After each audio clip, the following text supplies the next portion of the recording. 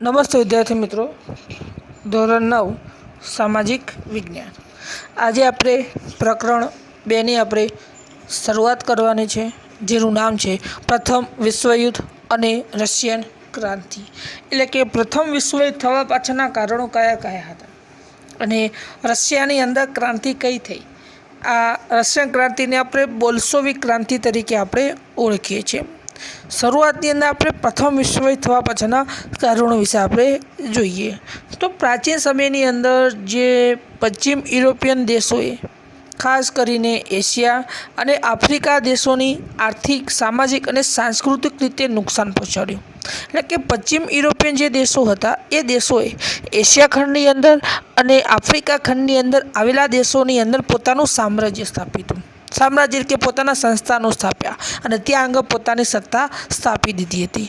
દાખલા તરીકે આપણા ભારત દેશની અંદર કોના સંસ્થાનો એટલે કે કોનું સામ્રાજ્યવાદ હતું તો અંગ્રેજોનું, એટલે કે ઇંગ્લેન્ડના લોકોનું। તો એ રીતે સમગ્ર એશિયા ખંડની અંદર આવેલા દેશો અને આફ્રિકા ખંડની અંદર આવેલા દેશોની અંદર પશ્ચિમ યુરોપિયન દેશોનું સામ્રાજ્ય હતું।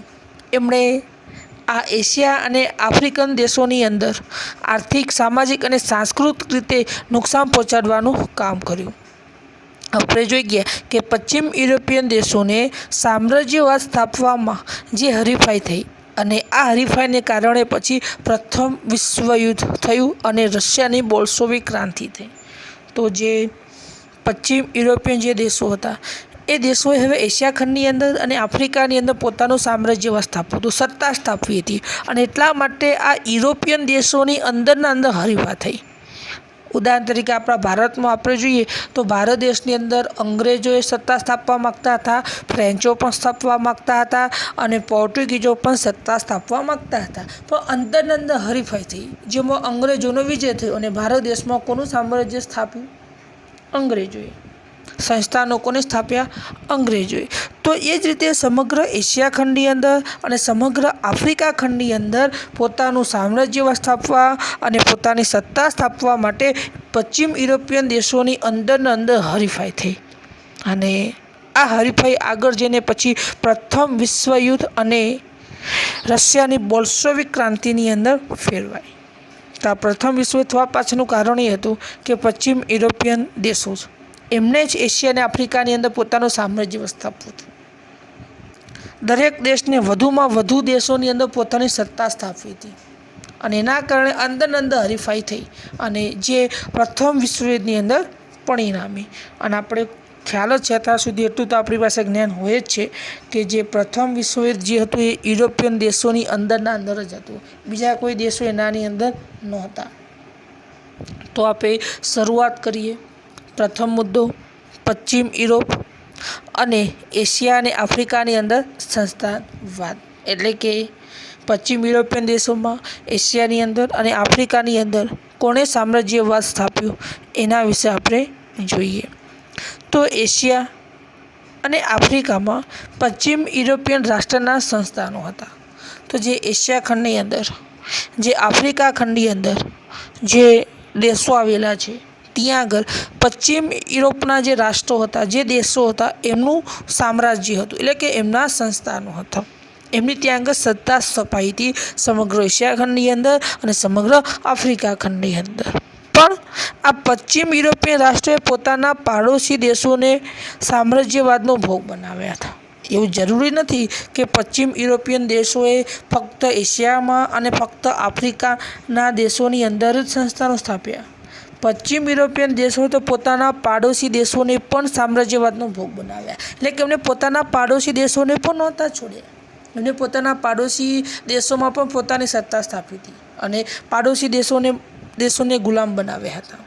આપણે જોઈએ કયા કયા દેશોએ તો નેધરલેન્ડ, બેલ્જિયમ અને લક્ઝમબર્ગ પર સ્પેનનો કબજો હતો। હવે કલ્પના કરો વિદ્યાર્થી મિત્રો, નેધરલેન્ડ, બેલ્જિયમ અને લક્ઝમબર્ગ આ પશ્ચિમ યુરોપિયન દેશો છે, છતાં પણ આના ઉપર સ્પેનનું શાસન હતું।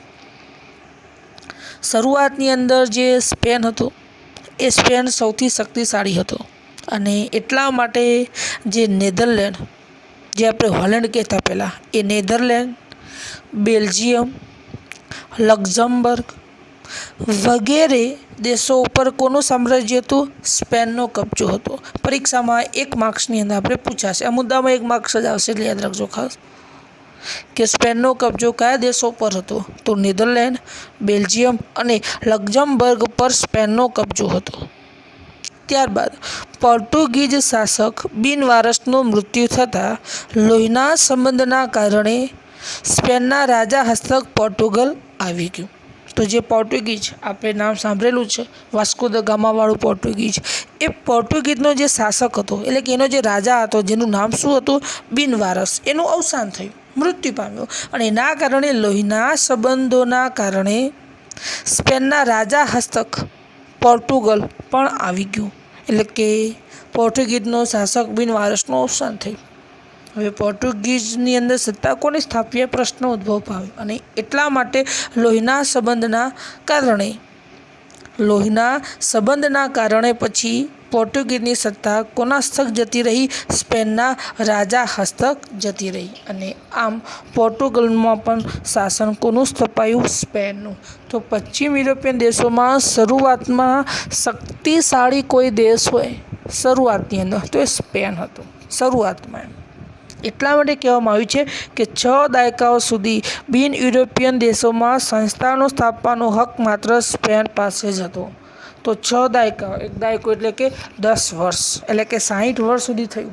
તો 6 દાયકાઓ સુધી બિન યુરોપિયન દેશો એટલે કે એશિયા અને આફ્રિકાની અંદર શરૂઆતના સમયની અંદર સંસ્થાનો સ્થાપવાનો હક માત્ર સ્પેન પાસે જ હતો.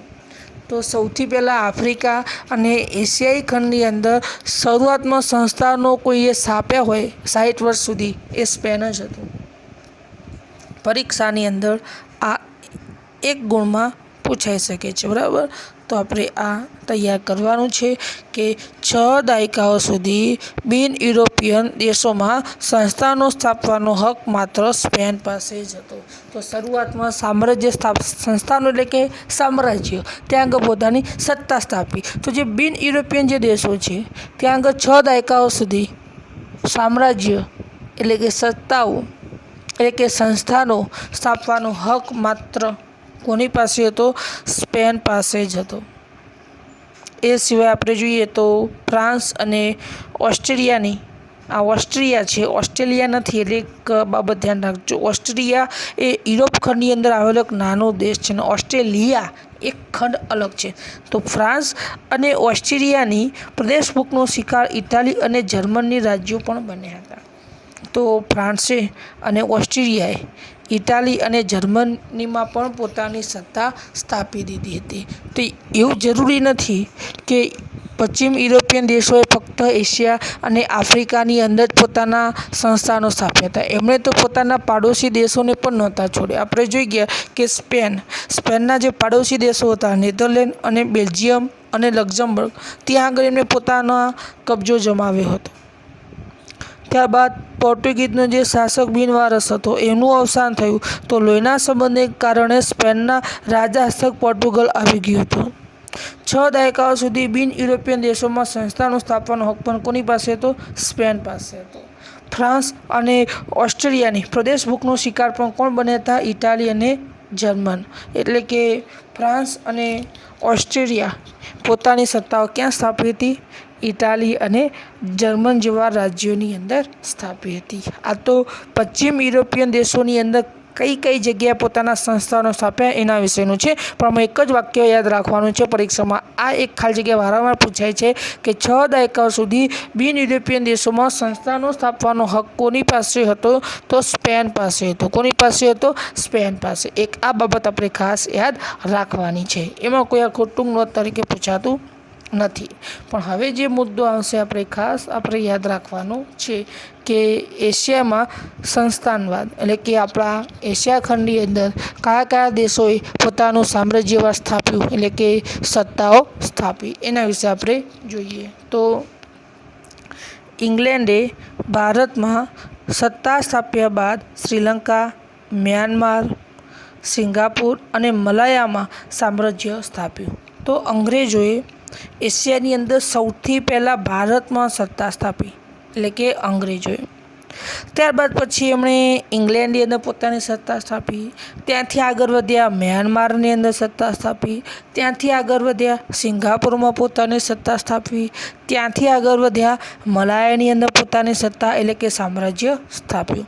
તો અંગ્રેજોએ ભારતમાં તો સત્તા સ્થાપી, સાથે સાથે શ્રીલંકા છે, ત્યારબાદ સિંગાપુર છે, મ્યાનમાર છે, આવા ઘણા બધા દેશોની અંદર એમણે પોતાની સત્તા શું કરી છે? સ્થાપી છે. આગળના મુદ્દા તરફ આગળ વધીએ. ત્યારબાદ ઇંગ્લેન્ડ ધીરે ધીરે ચીનમાં પ્રવેશ કર્યો. ધ્યાન આપો. હવે ઇંગ્લેન્ડની નજર ચીન તરફ હતી. ચીનમાં પણ એને પોતાની સત્તા સ્થાપવી હતી અને એટલા માટે ધ્યાન આપજો, એટલા માટે ઇંગ્લેન્ડ ચીનમાં પ્રવેશ કર્યો અને ત્યાં અફીણના વ્યાપારના કારણે ઇંગ્લેન્ડ અને ચીન વચ્ચે યુદ્ધો થયા અને આ યુદ્ધોને અફીણ વિગ્રહ તરીકે ઓળખવામાં આવ્યા અને આ યુદ્ધમાં ઇંગ્લેન્ડનો વિજય થયો, જેથી ચીનના 5 બંદરો વેપાર માટે ઇંગ્લેન્ડને શું થયા? પ્રાપ્ત થયા. તો હવે ઇંગ્લેન્ડે જે રીતે ભારતમાં સત્તા સ્થાપી, સિંગાપુરમાં, શ્રીલંકામાં, મલાયામાં અને મ્યાનમારમાં સત્તા સ્થાપી, હવે એની નજર ક્યાં હતી? ચીનમાં હતી. એટલા માટે ઇંગ્લેન્ડે ચીનમાં પ્રવેશ કર્યો અને ચીનની અંદર અફીણનો વ્યાપાર કરવામાં આવતો હતો. જે નશા માટે અફીણનો ઉપયોગ કરવામાં આવે છે એ નશીલો પદાર્થ છે. તો અફીણનો વ્યાપાર ચીનમાં કરવામાં આવતો અને એના કારણે ઇંગ્લેન્ડ અને ચીન વચ્ચે યુદ્ધ થયા. ધ્યાન આપો, અફીણ વ્યાપારના કારણે ઇંગ્લેન્ડ અને ચીન વચ્ચે શું થયા?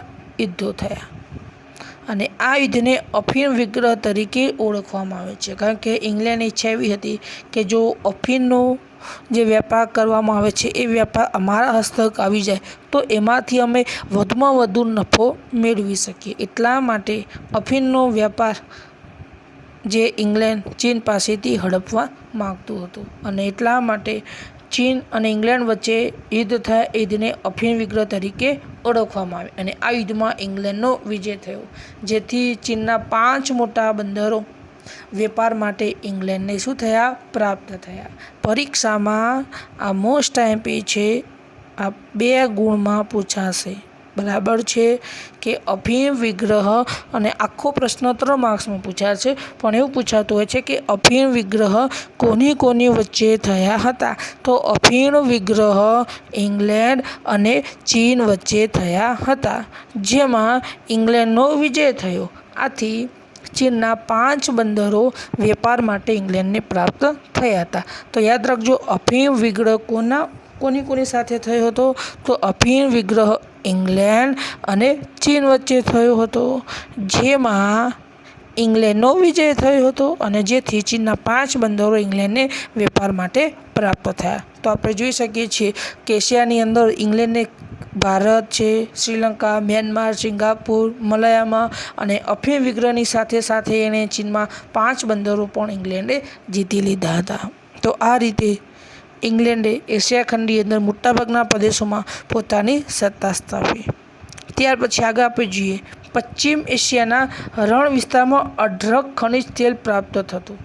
જે પશ્ચિમ એશિયા જે છે એ પશ્ચિમ એશિયા એ રણ વિસ્તાર છે. દાખલા તરીકે દુબઈ જે સાઉદી અરેબિયા કહીએ છે એ બધો વિસ્તાર છે. તો પશ્ચિમ એશિયાની એ રણ વિસ્તાર છે, જે અઢળક પ્રકારનું ખનિજ તેલ પ્રાપ્ત થાય છે. હવે વિચાર કરો કે આ પ્રદેશો જે દેશોની હસ્તક આવી જાય તો દેશો કેટલી બધી સંપત્તિના માલિક બની જાય છે અને એટલા માટે પશ્ચિમ એશિયાના રણ વિસ્તારમાં અઢળક ખનિજ તેલ પ્રાપ્ત થતું.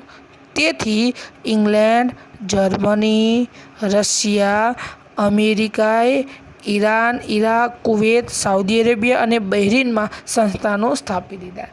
તો જે પશ્ચિમ એશિયાના જે દેશો હતા, ઈરાન છે, ઈરાક છે, કુવેત છે, સાઉદી અરેબિયા છે અને બહેરીન, અહીંયા અઢળક પ્રકારનું ખનિજ તેલ પ્રાપ્ત થતું હતું, ઘણું બધું ખનિજ તેલ. અને એટલા માટે આ પ્રદેશોમાં ઇંગ્લેન્ડે, જર્મની, રશિયા અને અમેરિકાએ પોતાની સત્તા સ્થાપી દીધી, એટલે કે પોતાના સંસ્થાનો શું કરી દીધા? સ્થાપી દીધા.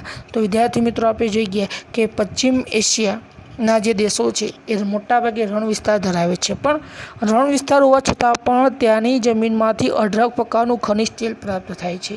દાખલા તરીકે પછી ઈરાન હોય, ઈરાક હોય, કુવેત હોય, સાઉદી અરેબિયા હોય કે પછી બહેરીન હોય, ત્યાં આગળ અઢળક પ્રકારનું ખનિજ તેલ પ્રાપ્ત થતું. અને એટલા માટે આ પ્રદેશોમાં ઇંગ્લેન્ડ, જર્મની, રશિયા અને અમેરિકાએ પોતાની સત્તા શું કરી દીધી? સ્થાપી દીધી, એટલે કે પોતાના સંસ્થાનો સ્થાપી દીધા, જેથી કરીને ત્યાંથી જે અઢળક ખનિજ તેલ પ્રાપ્ત થાય છે એનો વ્યાપાર કરીને પોતે ધનવાન બની શકે. જોઈએ કે એશિયા ખંડની અંદર કયા દેશોએ સંસ્થાનો સ્થાપ્યા? તો મોટાભાગે ઇંગ્લેન્ડે સંસ્થાનો સ્થાપ્યા. ત્યારબાદ જે પશ્ચિમ એશિયાઈ દેશો કે જ્યાં ખનિજ તેલ વધારે પ્રાપ્ત થતું હતું, જેવા કે Iran, Iraq, Kuwait, Saudi Arabia, Bahrain જેવા દેશોની અંદર ઇંગ્લેન્ડ હોય, જર્મની હોય, અમેરિકા હોય વગેરે જેવા દેશોએ ત્યાં આગળ પોતાની સત્તા સ્થાપી દીધી, જેથી કરીને ખનિજ તેલનો વ્યાપાર કરી એ પોતે ધનવાન બની શકે. હવે આફ્રિકાની વાત કરીએ. હવે એશિયાની અંદર સંસ્થાન વાત ભણી ગયા. હવે આફ્રિકાની અંદર કયા દેશોએ પોતે સામ્રાજ્ય સ્થાપ્યું, એટલે કે આફ્રિકામાં સંસ્થાનવાદ કયા કયા દેશોના હતા? તો આપણે જોઈએ તો આફ્રિકામાં સંસ્થાનવાદ આ પણ 3 ગુણમાં પૂછાય છે. દેશોના નામ થોડા અટપટા છે પણ યાદ રાખવા એ જરૂરી છે.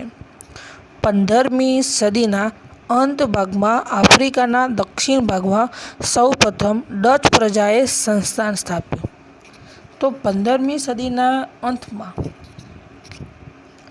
સદીના અંતમાં જે આફ્રિકાનો જે દક્ષિણ જે ભાગ કહેવાય ત્યાં આગળ સૌપ્રથમ ડચ પ્રજાએ સંસ્થાન સ્થાપ્યું. ડચ પ્રજા એટલે કે હોલેન્ડ એટલે કે નેધરલેન્ડની પ્રજાને આપણે કઈ પ્રજા કહીએ છીએ? ડચ પ્રજા, નેધરલેન્ડની. તો આફ્રિકાના દક્ષિણ ભાગમાં સૌપ્રથમ ડચ પ્રજાએ સંસ્થાન સ્થાપ્યું. ત્યારબાદ ઇંગ્લેન્ડે કેપમાં, આફ્રિકાની અંદર કેપ કરીને એક દેશ આવેલો છે, તો ઇંગ્લેન્ડે કેપમાં પોતાની સત્તા સ્થાપી. ફ્રાન્સે ઉત્તર આફ્રિકાના અલ્જીરિયામાં વેપારી મથકો સ્થાપી દીધા. તો ત્યારબાદ ઇંગ્લેન્ડે કેપમાં અને ફ્રાન્સે ઉત્તર આફ્રિકાના અલ્જીરિયામાં વેપારી મથકો શું કરી દીધા? સ્થાપી દીધા. તો પછી ઇંગ્લેન્ડે કેપમાં પોતાની સત્તા સ્થાપી અને ફ્રાન્સે ઉત્તર આફ્રિકાની અંદર દેશ આવેલો છે અને એ દેશનું નામ શું છે? અલ્જીરિયા. અને આ અલ્જીરિયાની અંદર પોતાના વેપારી મથકો સ્થાપી દીધા, એટલે કે પોતાની સત્તા શું કરી? સ્થાપી દીધી. તો આફ્રિકા ખંડની અંદર પણ ઇંગ્લેન્ડે કેપમાં અને ફ્રાન્સે ઉત્તર આફ્રિકાના અલ્જીરિયાની અંદર પોતાના વેપારી મથકો સ્થાપી દીધા. બીજું, ઔદ્યોગિક ક્રાંતિને કારણે કાચા માલની પ્રાપ્તિ અને તૈયાર માલના વેચાણ માટે આફ્રિકાના દેશોમાં યુરોપિયન દેશોએ સંસ્થાનો સ્થાપવા સ્પર્ધા થઈ. તો આ સમયગાળો એવો હતો કે ઔદ્યોગિક ક્રાંતિ થઈ. હવે ઔદ્યોગિક ક્રાંતિ એટલે શું? તો ઔદ્યોગિક ક્રાંતિ એટલે કે નવા નવા ઉદ્યોગો શું પામ્યા? ઉદ્ભવ પામ્યા. હવે નવા ઉદ્યોગો ઉદ્ભવ પામે ત્યારે 2 વસ્તુની જરૂરિયાત ઊભી થાય. એક તો ઉદ્યોગની અંદર કંઈક નવી ચીજવસ્તુ બનાવવા માટે કાચો માલ. દાખલા તરીકે આપણે ખાંડ બનાવી છે તો કાચા માલ તરીકે શાની જરૂરિયાત ઊભી થશે? શેરડીની. તો આમ ઘણા બધા ઉદ્યોગો બન્યા અને એના કારણે કાચા માલની જરૂરિયાત ઊભી થઈ અને સાથે સાથે મોટા બજારની પણ જરૂરિયાત શું થઈ? ઊભી થઈ. અને આ બધાની ગરજ કોણ સારતો હતો? આફ્રિકા ખંડ. અને એટલા જ માટે ઔદ્યોગિક ક્રાંતિને કારણે કાચા માલની પ્રાપ્તિ માટે અને જે ઉદ્યોગોમાંથી જે તૈયાર માલ ઉત્પાદન થાય છે એના વેચાણ માટે આફ્રિકાના દેશોમાં યુરોપિયન દેશોને સંસ્થાનો સ્થાપવા માટે અંદરના અંદર સ્પર્ધા થઈ. એમને પણ ખબર હતી કે હવે ઉદ્યોગો તો બની ગયા, હવે કાચા માલની જરૂરિયાત થઈ. તો આફ્રિકામાંથી વધુમાં વધુ કાચો માલ શું કરવો? પ્રાપ્ત કરવો. અને ઉદ્યોગોમાંથી જે માલ ઉત્પાદન થાય છે એનું વેચાણનું કેન્દ્ર પણ કયું બનાવવું? આફ્રિકાના દેશો. અને એટલા માટે યુરોપિયન દેશોએ આફ્રિકાની અંદર પોતાના સંસ્થાનો સ્થાપવા માટે અંદરના અંદર શું થઈ? સ્પર્ધા થઈ. તો ધ્યાન આપજો, ઔદ્યોગિક ક્રાંતિને કારણે કાચા માલની પ્રાપ્તિ એટલે કે કાચો માલ મેળવવા માટે અને જે તૈયાર માલ થાય છે એટલે કે ઉદ્યોગોમાંથી જે માલનું ઉત્પાદન થાય છે એ તૈયાર માલના વેચાણ માટે આફ્રિકાના દેશોમાં યુરોપિયન દેશોએ સંસ્થાનો સ્થાપવા માટે સ્પર્ધા શરૂ થઈ, કારણ કે આફ્રિકાના દેશો એવા હતા કે જ્યાં કાચો માલ ઉત્પાદન થઈ શકે છે અને કાચો માલ પ્રાપ્ત કરીને એમાંથી જે ચીજવસ્તુ બનાવવામાં આવે છે એ પણ આફ્રિકાના દેશોની અંદર શું કરવું, એનું વેચાણ કરવું. અને એટલા માટે યુરોપિયન દેશોને આફ્રિકાની અંદર વધુમાં વધુ દેશોની અંદર પોતાની સત્તા સ્થાપે એ માટે અંદરના અંદર શું થઈ, સ્પર્ધાઓ થઈ, હરીફાઈ થવા લાગી. હવે જોઈએ તો આ સ્પર્ધામાં કયા કયા દેશોએ કઈ જગ્યાએ પોતાના સંસ્થાનો સ્થાપ્યા. તો બેલ્જિયમના રાજા લિયોપોલ્ડે કોંગોમાં સત્તા સ્થાપી. આ ખાલી જગ્યા આપણે આવશે, બરાબર છે. આ એક ગુણમાં યાદ રાખવાનું છે કે બેલ્જિયમના રાજા લિયોપોલ્ડે કઈ જગ્યાએ પોતાની સત્તા સ્થાપી, તો કોંગોમાં. કોંગો એ દેશ છે, બરાબર છે. તો હવે જે યુરોપિયન દેશોની અંદર કાચો માલ પ્રાપ્ત કરવા માટે અને જે ચીજ વસ્તુનું ઉત્પાદન થયું છે એને વેચાણ માટે વધુમાં વધુ આફ્રિકાના દેશોની અંદર સત્તા સ્થાપવી, આ માટે હરીફાઈ થઈ, જેમાં બેલ્જિયમના રાજા લિયોપોલ્ડે કોંગોમાં સત્તા સ્થાપી દીધી. ત્યારબાદ ઇંગ્લેન્ડે ઇજિપ્તમાં અને પૂર્વ આફ્રિકાના કેટલાક પ્રદેશોમાં સત્તા સ્થાપી દીધી. તો ત્યારબાદ ઇંગ્લેન્ડ પણ પાછું રહી શકે તેમ નહોતું, તો ઇંગ્લેન્ડે ઇજિપ્તની અંદર આપણે બધા ખ્યાલ છે ઇજિપ્ત વિશે, નાઇલ નદી વિશે આપણે 8માની અંદર ભણી ગયેલા છીએ. પિરામિડ, હા એ જ ઇજિપ્ત. તો ઇંગ્લેન્ડે ઇજિપ્તમાં અને પૂર્વ આફ્રિકાના કેટલાક પ્રદેશોમાં સત્તા સ્થાપી. તો ઇજિપ્તમાં અને પૂર્વ આફ્રિકામાં કેટલાક પ્રદેશોમાં સત્તા સ્થાપી. ત્યાર પછી ફ્રાન્સની આપણે વાત કરીએ તો ફ્રાન્સે ટ્યુનિશિયા, મોરોક્કો અને પશ્ચિમ આફ્રિકામાં સંસ્થાનો સ્થાપ્યા. તો ફ્રાન્સ પણ પાછળ રહી શકે તેમ નહોતું, તો ફ્રાન્સે ટ્યુનિશિયા દેશ છે બધા, ટ્યુનિશિયામાં, મોરોક્કોમાં અને પશ્ચિમ આફ્રિકાની અંદર સંસ્થાનો સ્થાપ્યા. તો જે રીતે ઇંગ્લેન્ડે ઇજિપ્તમાં અને પૂર્વ આફ્રિકાના પ્રદેશોમાં સત્તા સ્થાપી, એ જ રીતે ફ્રાન્સે ટ્યુનિશિયા, મોરોક્કો અને પશ્ચિમ આફ્રિકામાં સંસ્થાનો સ્થાપી દીધા ફ્રાન્સે. તો ફ્રાન્સે પણ ટ્યુનિશિયા, મોરોક્કો અને પશ્ચિમ આફ્રિકાની અંદર સંસ્થાનો સ્થાપી દીધા. જર્મનીની આપણે વાત કરીએ તો જર્મનીએ પૂર્વ અને પશ્ચિમ આફ્રિકાના કેટલાક પ્રદેશોમાં પોતાનું સામ્રાજ્ય સ્થાપી દીધું. તો જર્મની પણ પાછળ નહોતું, એને પૂર્વ અને પશ્ચિમ આફ્રિકાના કેટલાક પ્રદેશોમાં પોતાનું સામ્રાજ્ય સ્થાપી દીધું. તો પૂર્વ અને પશ્ચિમ આફ્રિકાના કેટલાક પ્રદેશો હતા, ત્યાં આગળ પોતાની સામ્રાજ્ય કે પોતાની સત્તા. તો જર્મનીએ પૂર્વ અને આફ્રિકાના કેટલાક પ્રદેશોમાં પોતાની સત્તા સ્થાપી દીધી. એનો સાથીદાર કોણ હતો? ઇટાલી. તો ઇટાલીની આપણે જોઈએ તો ઇટાલી ક્યાં સંસ્થાનો સ્થાપ્યા?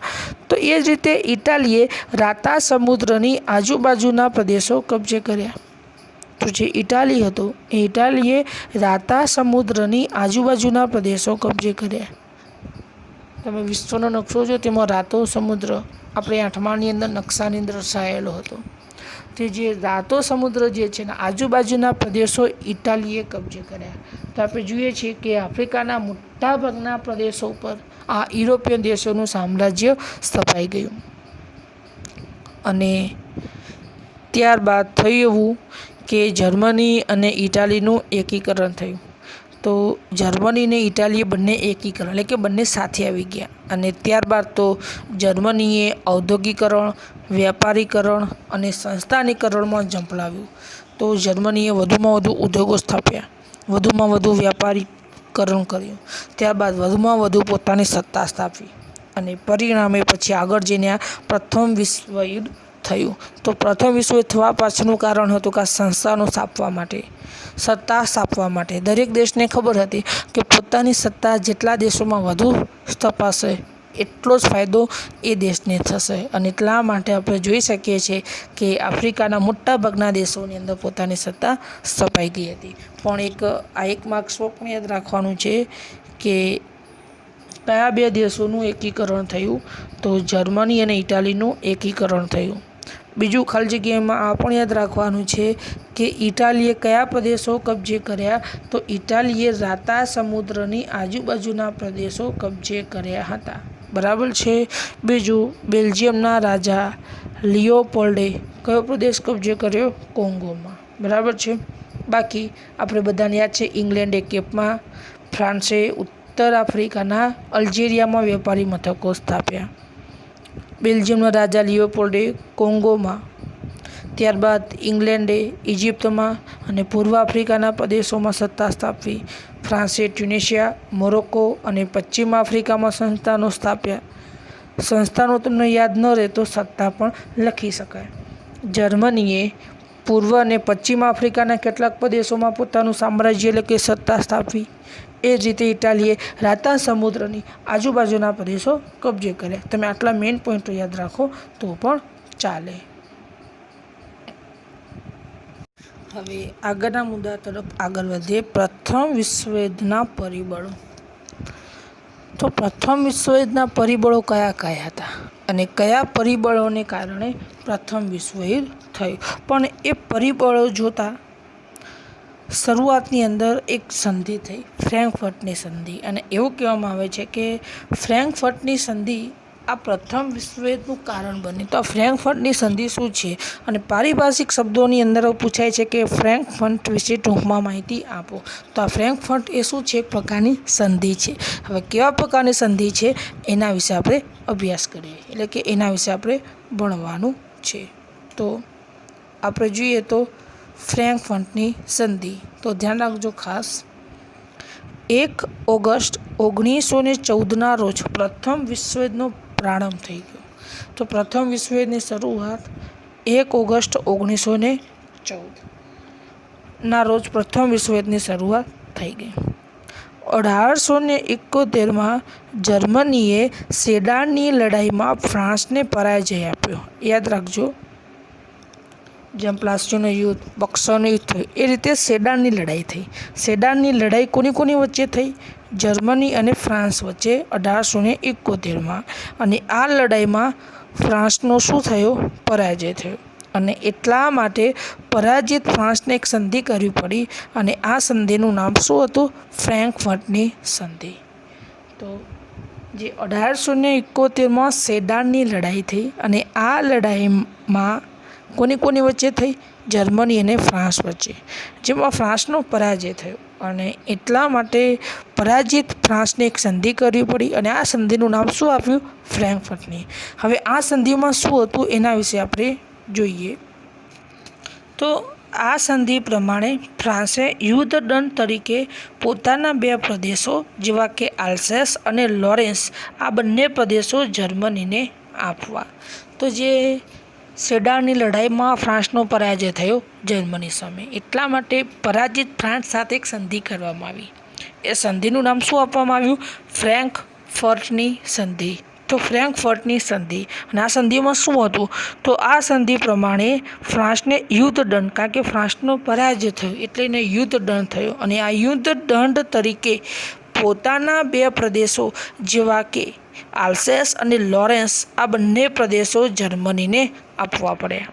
હંમેશા ધ્યાન આપો કે જ્યારે 2 દેશો વચ્ચે કોઈ યુદ્ધ થાય તો યુદ્ધ થઈ ગયા બાદ પરાજિત જે દેશ જે છે એને સંધિ કરવામાં આવે. એ સંધિનું નામ કોઈ પણ હોઈ શકે છે. અને એ સંધિની અંદર જે નક્કી કરવામાં આવે એના આધારે એ પરાજિત રાષ્ટ્રને યુદ્ધ દંડ આપવો પડે છે.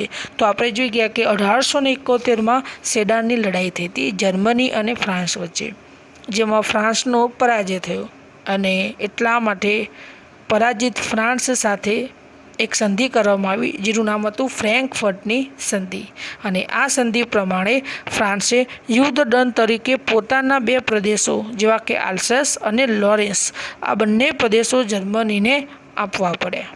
અને એટલા માટે ફ્રાન્સ આ અપમાન ક્યારેય ભૂલી શક્યું નહીં. અને ફ્રેન્કફર્ટની સંધિ પ્રથમ વિશ્વયુદ્ધનું મુખ્ય કારણ બન્યું.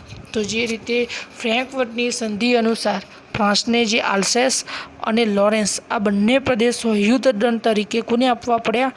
જર્મનીને આપવા પડ્યા.